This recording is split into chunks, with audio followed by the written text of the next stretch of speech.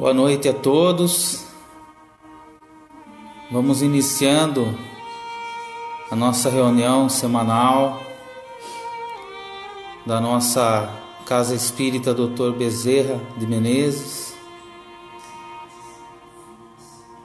Eu convido vocês para que a gente possa, mais uma vez, através da oração, unir os nossos bons sentimentos, os nossos bons pensamentos, elevando a nossa prece para Deus, nosso Pai, a Jesus, aos bons espíritos que nos auxiliam sempre, pedindo muita paz, proteção, harmonia e bom entendimento das lições que vamos estudar hoje.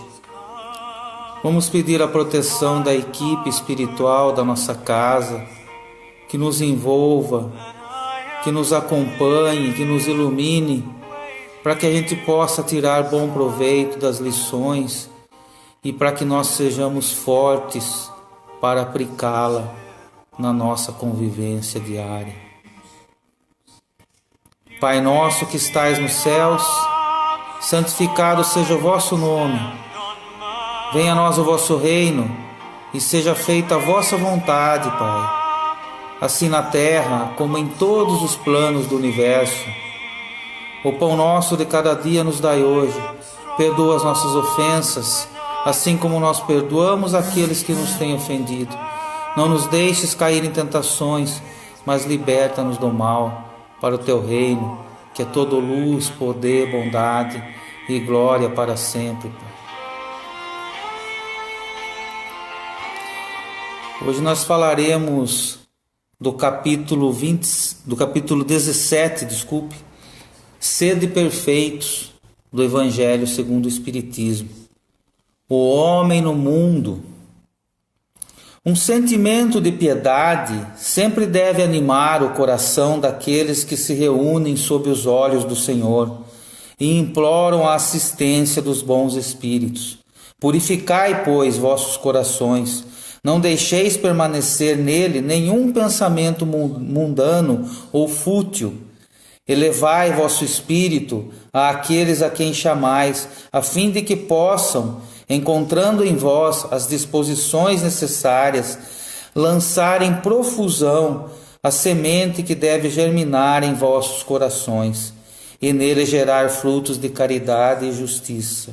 No entanto, não acrediteis que, estimulando-vos sem cessar a prece e a evocação mental, nós vos incitamos a viverem uma vida mística, que vos mantenha fora das leis da sociedade em que estáis condenados a viver. Não. Vivei como os homens de vossa época, como devem viver os homens. Conformai-vos às necessidades, às próprias frivolidades do dia, mas conformai-vos com um sentimento de pureza que possa santificá-las. Sois chamados a entrar em contato com espíritos de natureza diferente, de caráteres opostos. Não choqueis nenhum deles com os quais vos encontrardes. Sede alegres, sede felizes, mas da alegria que vem de uma boa consciência e da felicidade do herdeiro do céu, que conta os dias que o aproximam de sua herança. A virtude não consiste em revestir-se de um aspecto severo e lúgubre, em repelir os prazeres que vossas condições humanas vos possibilitam. Basta reportar todos os atos de sua vida ao Criador, que dá essa vida. Basta, quando vos começa ou acaba uma obra, elevar seu pensamento ao Criador e pedir-lhe, num impulso da alma, que o proteja para realizá-la e que o abençoe pela obra acabada. A tudo que fizerdes, remontai à fonte de todas as coisas. Nunca façais nada sem que a lembrança de Deus venha purificar e santificar vossos atos. Como disse o Cristo, toda a perfeição está contida na prática da caridade absoluta, mas os deveres da caridade estendem-se a todas as posições sociais, desde o menor até o maior. O homem que vivesse só não teria caridade a fazer. Ela somente é possível através do contato com os semelhantes. Nas lutas mais penosas é que se apresentam as ocasiões de praticá-la. Portanto, aquele que se isola priva-se voluntariamente do mais poderoso meio de perfeição. Não tendo senão a si próprio em quem pensar, a sua vida é de um egoísta. Não imagines, pois, que para viver em comunicação constante conosco, para viver sob o olhar do Senhor, seja preciso envergar o cilício e se cobrir de cinzas. Não, não. Ainda uma vez, sede felizes, seguindo as necessidades da humanidade, mas que em vossa felicidade nunca entre nenhum pensamento, nenhum ato que pudesse ofendê-lo, ou que fizesse que aqueles que vos amam e vos dirigem cobrissem a face. Deus é amor e abençoa aqueles que amam santamente. Um espírito protetor, Bordeaux, 1863. Então, o nosso tema de hoje é o homem no mundo, do capítulo 17 do Evangelho segundo o Espiritismo, sede perfeitos. Hoje nós falaremos da difícil arte da convivência. Como nós ouvimos agora, somente a leitura já é muito esclarecedora do que fazer. No livro Céu e Inferno, capítulo 3, item 8, está escrito que a vida social é a pedra de toque, aquela que identifica a qualidade e a genuinidade dos metais preciosos. E no nosso caso, é a pedra de toque que identifica as nossas boas ou más qualidades. É o nosso teste. Viver em sociedade, conviver, é o nosso teste. Lá narra também que para o homem que vivesse isolado não haveriam vícios nem virtudes. Preservando-se do mal pelo insulamento, anularia o próprio bem. Veja, então uma existência mística, uma existência de isolamento total, é uma existência nula para o espírito. O espírito fica em estado latente, ele não consegue evoluir. Nós não estamos aqui para isso. Pelo contrário, nós estamos aqui para viver em sociedade. Como ele diz aqui, seria egoísmo da nossa parte viver sozinho, isolado. No livro dos Espíritos, no capítulo que fala sobre a lei da sociedade, lá está escrito que os homens foram feitos para viver em sociedade para que se completem mutuamente. O que significa isso? Para que se auxiliem, para que um aprenda com o outro. Nós aprendemos com os nossos erros e com os erros dos outros. Nós aprendemos com os nossos acertos e também com os acertos dos outros. Nós temos vícios e virtudes. Muitas das nossas virtudes auxiliam o nosso próximo e as virtudes dele também nos auxiliam. Por isso essa convivência em sociedade é necessária para a nossa evolução. Na questão do recolhimento, nós devemos usar da seguinte fórmula. Nós devemos, às vezes, em alguns momentos, orar a sós, meditar sozinho, uma boa leitura de um livro sozinho, para que a gente possa reabastecer a chama que nos ilumina e voltar para a convivência em sociedade com uma nova energia, com uma nova luz, e levar essa energia para todos. Jesus fazia muito isso. Ele orava a sós. E certa feita foi questionado pelos apóstolos: mas até tu, Senhor, tem que orar? Ele respondeu: sim, eu tenho a necessidade de oração, porque a chama que me ilumina consome o combustível que abastece. O que é esse combustível? É o amor divino. É o fluido cósmico universal que nós precisamos captar para reabastecer as nossas energias. Porque nós vivemos num mundo onde ainda, infelizmente, existem muitas trevas. Onde ainda, infelizmente, o mal prevalece. E é necessário que a gente leve o bem, leve a luz, leve a chama acesa, as nossas boas energias. E isso só é possível viver bem no mundo quando eu vivo uma vida voltada a Deus. E o que significa essa vida voltada a Deus? Significa uma vida que tem piedade, que tem compaixão pelas outras vidas. Pelos sentimentos alheios, pelas misérias humanas, pelos equívocos dos companheiros de jornada. É dessa maneira que nós devemos nos envolver na vida, na convivência com outras pessoas, com outros espíritos de jornada, de uma maneira para auxiliá-lo e não massacrá-lo. De uma maneira que a gente possa levar a nossa luz para aquele que está necessitado. Sócrates, um dos precursores do Espiritismo, se utilizava de uma coisa muito importante. E isso na Grécia Antiga, e vale até hoje para nós. Ele se utilizava de 3 crivos quando algo chegava até ele, quando uma notícia chegava até ele, quando uma situação chegava até ele. E certa feita, chegou até ele um senhor, esbaforido, correndo, e disse: Sócrates, eu preciso te contar algo. Então ele fez a pessoa se acalmar e disse: vamos então, antes de você me contar, ver se o que você vai me contar passa pelos 3 crivos. Primeiro, você tem certeza do que você vai me contar é verdade? Eu não tenho certeza. Me falaram aí, eu acho que é verdade.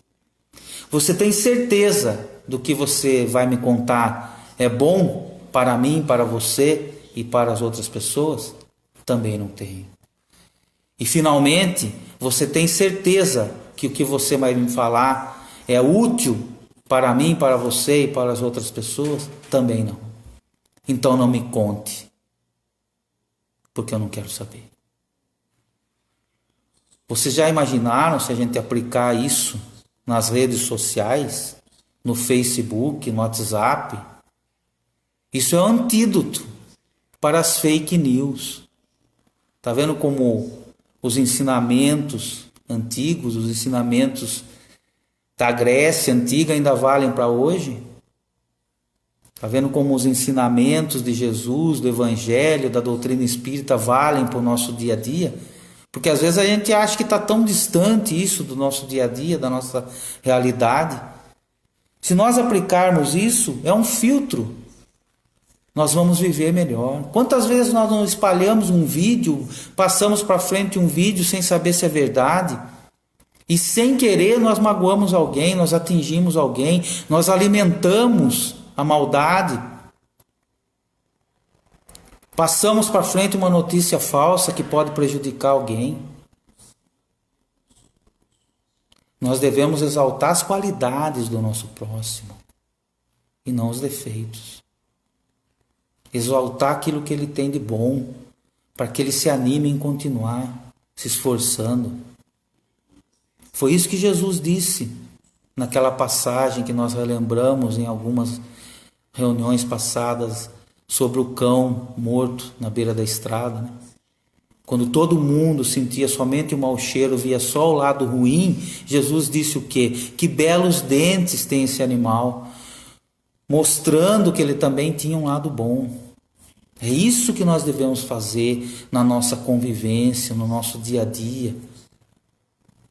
Levar somente o bem, embora pareça tão difícil para nós ainda. E com relação a essas notícias e a tudo que acontece, nós podemos perguntar, mas e se for verdade? Se for verdade, aí nós seguimos o conselho de Erasto, que foi discípulo de Paulo e em espírito foi um dos que auxiliou na codificação da doutrina espírita. No livro dos Médiuns ele diz o seguinte: é preferível recusar 9 verdades do que aceitar somente uma mentira, porque a verdade vai continuar sendo verdade e a mentira, se eu aceitar ela, vai ser muito ruim para mim e para as outras pessoas. A vida social possibilita para nós aplicar os ensinamentos de Jesus, de amor, de justiça, de caridade. Essa é a possibilidade. Jesus nos ensinou isso e a escolha é nossa. Quem faz o bem não tem tempo para ficar reparando no mal. Não dá tempo. Nós devemos, como foi orientado no texto aqui, orar sempre, antes de qualquer trabalho que nós vamos fazer, antes de qualquer empreitada que nós vamos começar, e orar também em agradecimento. Orar em agradecimento, porque nós precisamos disso. Nós precisamos reabastecer essa chama. Isso é um ponto muito importante na nossa vida. Estar ligado ao Pai. Jesus deu um exemplo maravilhoso para nós. Ele, sendo um espírito puro, que está totalmente ligado ao Pai, não se isolou do mal. Pelo contrário, ele foi de encontro aos males. Ele conviveu entre pecadores, entre ladrões, prostitutas, entre pessoas de má fé, e não se contaminou com o mal. Pelo contrário, ele contagiou essas pessoas com o bem. Ele levou a luz para elas. E nós temos que iniciar a nossa jornada nesse sentido. Nem que a nossa chama seja pequenina, como a de um vagalume, como dizia o Chico, mas é necessário que eu leve ela onde eu estiver. Aliás, essa semana eu estava lendo uma curiosidade a respeito dos girassóis. Nós podemos agir como os girassóis. Devemos agir. Os girassóis têm as raízes plantadas na terra, mas acompanham a luz do sol onde ela vai. E nos dias de escuridão, nos dias frios, nos dias onde o sol está por detrás das nuvens, eles viram de frente um para o outro para que possam se aquecer. Então aqueça o coração do seu irmão de jornada com a pureza do seu. Aqueça o seu irmão com as suas boas energias. Vamos seguir o exemplo da natureza, o exemplo dos girassóis. Buscar sempre a luz e se auxiliar um ao outro. Essa deve ser a nossa parte nessa jornada que a humanidade enfrenta na sua evolução. Nós estamos passando por dias em que o sol está atrás das nuvens, mas nem por isso ele deixa de existir. Jesus também nos ensinou a amar a Deus sobre todas as coisas e ao próximo como a si mesmo. Tem uma pergunta que nós temos que fazer sobre esse assunto. Como é que eu vou amar o próximo se eu me isolo dele? Como é que eu vou amar o próximo se eu só critico ele? Como é que eu vou amar o próximo se eu só vejo os pontos negativos dele? Nós precisamos, e é possível sim, viver no mundo com um sentimento de pureza no nosso coração. Embora todas essas dificuldades, todos esses percalços, nós precisamos nos esforçar para isso. Eu separei aqui 2 passagens de Paulo de Tarso. Na primeira ele diz o seguinte: sinto que faço o mal que eu não quero, mas não faço o bem que eu desejo. Mostrando a nossa fragilidade ainda. Mas ele também disse: alegrai-vos na esperança, sede pacientes na tribulação, perseverai na oração, mostrando que é possível superar essa fragilidade dessa maneira, com essa postura. Todos nós temos condições de crescimento espiritual, e aqueles que caminham conosco acabam se tornando os instrumentos que nos auxiliam para essa finalidade. Por isso que fala no texto que nós convivemos com espíritos diferentes. As diferenças nos auxiliam. As diferenças não estão aí para nós discutirmos, para nós brigarmos, para nós nos ofendermos, nos agredirmos por conta delas. As diferenças estão aí para mostrar para nós que nós podemos aprender um com os outros. Eu, ouvindo uma música contemporânea essa semana, peguei uma frase da música que eu achei bem legal, que diz o seguinte: viver é respirar sem culpa. Veja que bonito. Viver é respirar sem culpa, ou seja, viver no mundo com a consciência tranquila de que nós estamos fazendo o melhor, de que nós estamos respeitando as leis divinas. Esse é o nosso objetivo. Sempre com Jesus no coração, com Jesus nas palavras e com Jesus nos nossos atos. Essa foi a nossa lição de hoje. Eu convido vocês para nós encerrarmos com as nossas preces, com as nossas vibrações, e que a gente possa lembrar dessa lição de hoje na nossa convivência.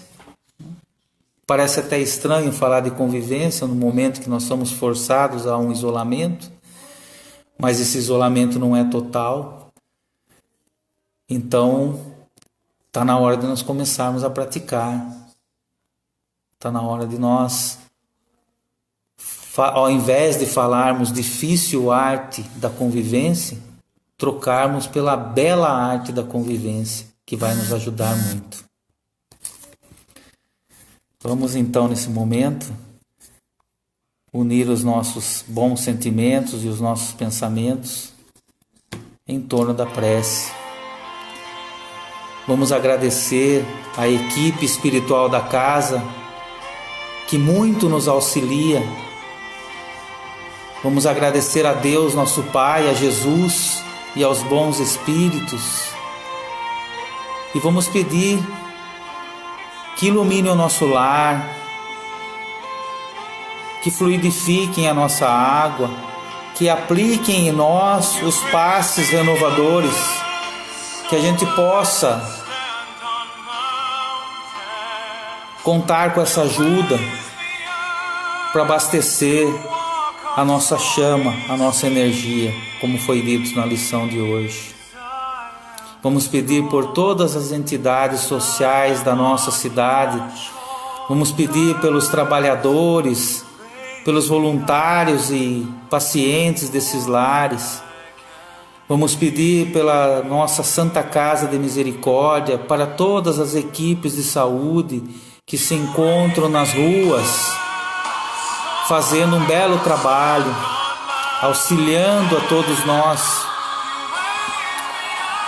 Vamos pedir por aqueles que cuidam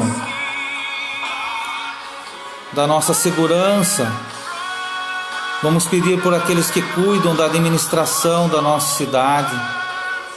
Pedir por todos os nossos irmãos necessitados que se encontram em regiões de guerra, que sofrem violência, que sofrem com a fome, com as doenças.